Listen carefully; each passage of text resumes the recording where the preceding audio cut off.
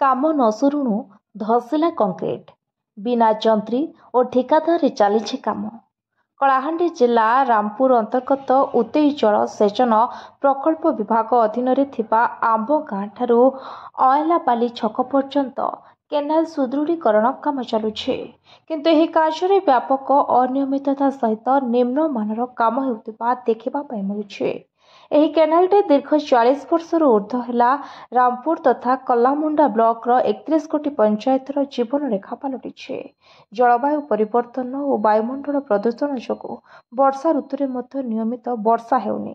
एथिपाई राज्य सरकार जलसेचन व्यवस्था करी सुविधारे कृषक माने चाष करिबा पई कोटी कोटी टंका व्यय अटकल रे केनाल सुदृढ़ीकरण पदक्षेप नैछन्ति, किंतु परितापर विषय एही कार्य सर्वसाधारण रे लागुथिबा केनाल को विभागीय जंत्री माने कार्य ठीक से तदारक करुनथिबारु ठेकादार माने निम्नमानर काम करी ताकू ठकुथिबार अभियोग होइछे।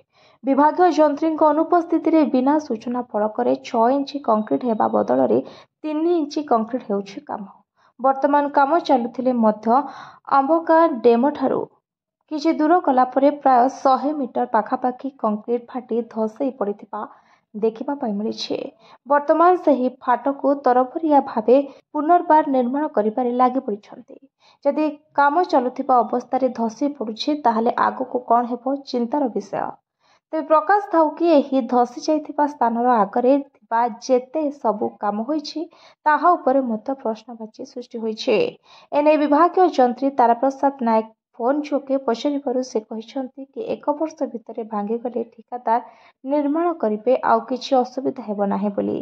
केनालर दुरावस्था देखि चाषी महल रे एहार स्थायित्व प्रति संदेह सृष्टि होइछे।